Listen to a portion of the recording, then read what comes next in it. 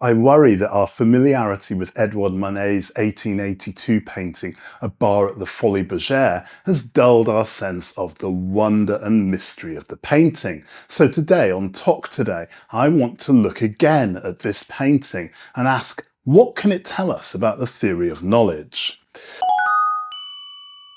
Welcome to ToK Today. I'm Daniel and I have the privilege of blogging and vlogging about the theory of knowledge. Today I'm going to use Edouard Manet's A Bar at the Folies Bergere to explore three big concepts. Let's get into it.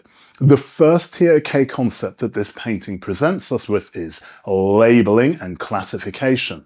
Okay. Well, that's two concepts, but two very closely related concepts. When we look at the painting, the main subject of the painting is this lady stood behind a bar. However, Manet did not call the painting Woman Stood Behind a Bar at the Folies Bergere, neither did he call it Barmaid at the Folies Bergere. He purposefully called it a bar at the Folies Bergere, and this was the label that he gave to the object. Does that label influence the knowledge that we derive from the object? Does the label influence what we know about the object and how we know it and why we know it? Manet chose not to name the woman stood behind the bar. We now know that she was actually called Suzanne. Now, if he named the painting, the portrait of Suzanne, would the meaning of this painting change? Would the knowledge that we bring to the painting and derive from the painting change? In ToK, we can argue that there's a reciprocal relationship between the labels given to knowledge and the meanings derived from that knowledge. Advertisers have known this for decades. That's why our food is labelled freshly frozen, free range and artisanal. So what is this a painting of? Is it a painting of a bar, as the title suggests? Well then, why is the dominant subject in the painting a woman? Are we supposed to understand this woman in relation to her position in the bar? Is her significance only related to being in a bar? An interpretation of the title would suggest so. Now, my eyes are constantly drawn to her expression. Is that the same for you? It seems to me that not only is she the subject of the painting, but her expression is the reason for inclusion in the painting. She's not looking at us, the viewer. My interpretation is that she's not looking at anyone. She seems lost in her own thoughts, in her own world maybe. She does not seem to be in the bar at the Folies Bergere at all.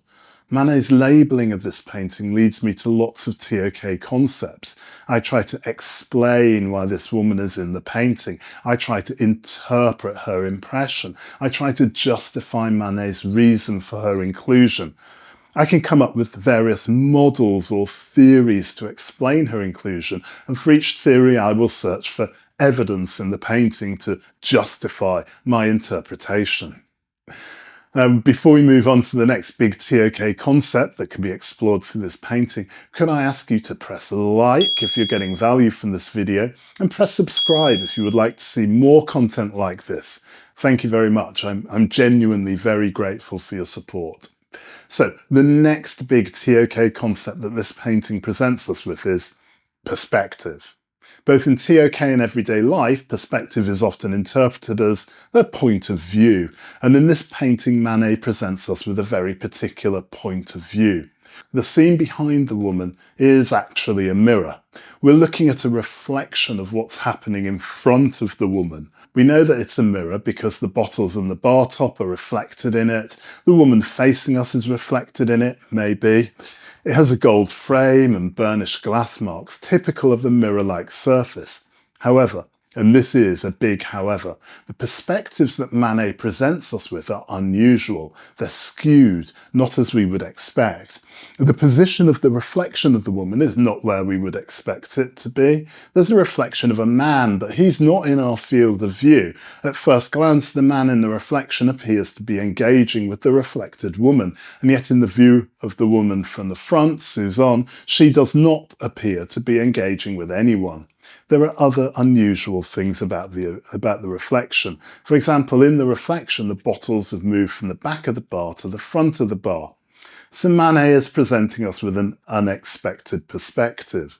more ToK learning. Further, we learn more about the scene from looking at the unexpected reflected perspective than by solely relying upon our own point of view. Again, more ToK learning. Alternative perspectives can give us more additional knowledge and understanding, which harks back to the old IB saying that others with their differences may also be right.